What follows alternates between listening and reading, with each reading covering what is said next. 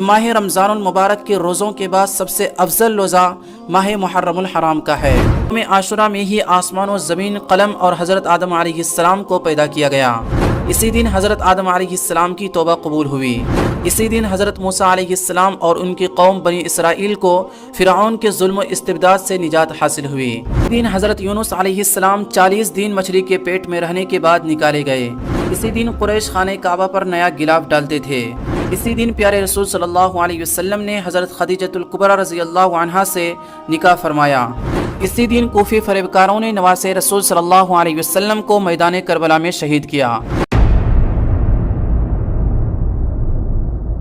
दोस्तों, मुहर्रमुल हराम के पूरे ही महीने काबिल एहतराम और अज़मत वाले हैं और पूरे ही महीने को एक ख़ास फजीलत हासिल है। 4 वजूहात की वजह से इस महीने को तक़द्दुस हासिल है।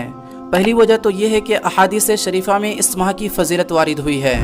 चुनांचे हज़रत अली रज़ियल्लाहु अन्हु से किसी ने पूछा कि रमज़ानुल मुबारक के रोज़ों के बाद कौन से महीने में मैं रोज़ा रखूँ, तो हज़रत अली रज़ियल्लाहु अन्हु ने जवाब दिया कि यही सवाल एक दफ़ा एक शख्स ने अल्लाह के रसूल सल्लल्लाहु अलैहि वसल्लम से पूछा था और मैं वहाँ पर मौजूद था।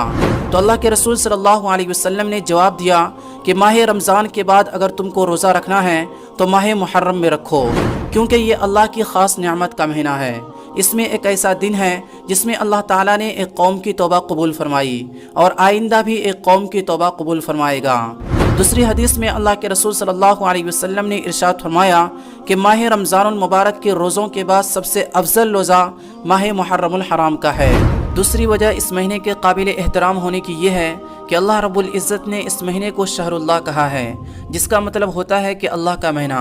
तो चूँकि अल्लाह रब्बुल इज़्ज़त ने इस महीने की इजाफ़त अपनी तरफ की है, इस महीने की निस्बत अपनी तरफ की है, इसी वजह से इसकी खुसूसी अज़मत व फजीलत साबित हुई। तीसरी वजह इस महीने के काबिल एहतराम होने की ये है कि ये महीना अशहुर हुरुम है, यानी कि उन 4 महीनों में से है जिनको दूसरे महीनों पर एक ख़ास मकाम हासिल है। वो 4 महीने ज़िलक़ाइदा, ज़िलहिज्जा, मुहर्रमुल हराम और रजब हैं। चौथी वजह इस महीने के काबिल एहतराम होने की ये है कि साल की इब्तिदा इस महीने से होती है।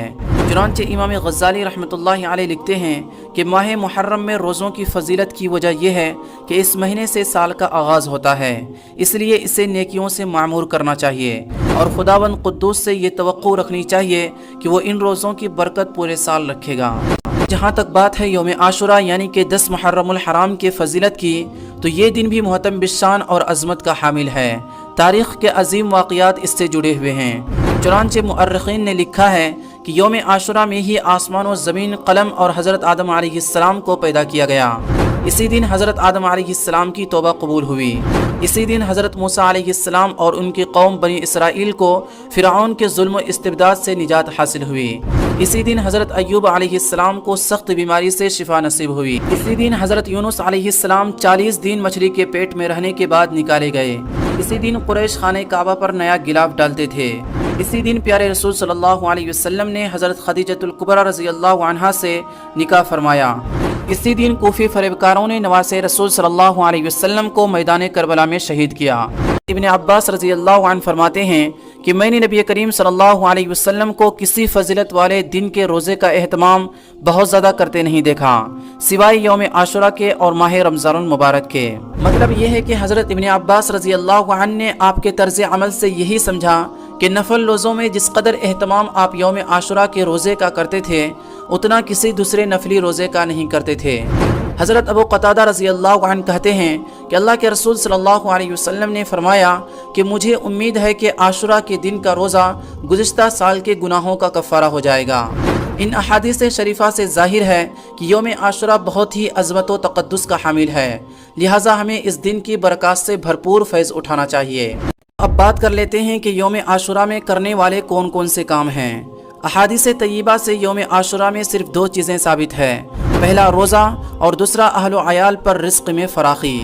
रोज़े के सिलसिले में रिवायत गुजर चुकी है, लेकिन ये बात याद रखनी चाहिए कि अहादीस में नबी अकरम सल्लल्लाहु अलैहि वसल्लम ने कुफ़ार व मुशरिकीन की मुशाबहत और यहूद व नसारा की बुदोबाश इख्तियार करने से मना फरमाया है। इस हुक्म के मुताबिक चूँकि तन्हा यौम आशुरा का रोज़ा रखना यहूदियों के साथ इश्तिराक और तशाबुह था, दूसरी तरफ इसको छोड़ देना बरक़ात से महरूमी का सबब था। इसलिए अल्लाह के रसूल सल्लल्लाहु अलैहि वसल्लम ने हमें ये तालीम दी कि यौम आशुरा के साथ एक दिन का रोज़ा और मिला लो। بہتر تو یہ ہے کہ 9ویں اور 10ویں تاریخ کا روزہ رکھو، اور اگر کسی وجہ سے 9ویں کا روزہ نہ رکھ سکو تو پھر 10ویں کے ساتھ 11ویں کا روزہ رکھ لو، تاکہ یہود کی مخالفت ہو جائے اور ان کے ساتھ کسی بھی قسم کا تشابہ نہ رہے۔ دوسرا کام ہے اہل و عیال پر رزق میں کشادگی۔ شریعت اسلامی نے اس دن کے لیے دوسری تعلیم یہ دی ہے کہ اس دن اپنے اہل و عیال پر کھانے پینے کے سلسلے میں وسعت اور فراخی کرنا اچھا ہے، کیونکہ اس عمل کی برکت سے تمام سال اللہ تعالیٰ فراخی رزق کے دروازے کھول دیتا ہے۔ حضرت ابو ہریرہ رضی اللہ عنہ سے روایت ہے کہ اللہ کے رسول صلی اللہ علیہ وسلم نے ارشاد فرمایا کہ جو شخص عاشورہ کے دن اپنے اہل و عیال پر کھانے پینے کے سلسلے میں فراخی اور وسعت کرے گا تو اللہ تعالیٰ پورے سال اس کے رزق میں وسعت عطا فرمائیں گے۔ فی الحال دوستو، آج کی اس ویڈیو کو ہم یہیں پر اینڈ کرتے ہیں۔ ویڈیو نالجبل لگی ہو تو نہ صرف ویڈیو کو لائک کریں بلکہ اپنے فرینڈز کے ساتھ شیئر ضرور کریں۔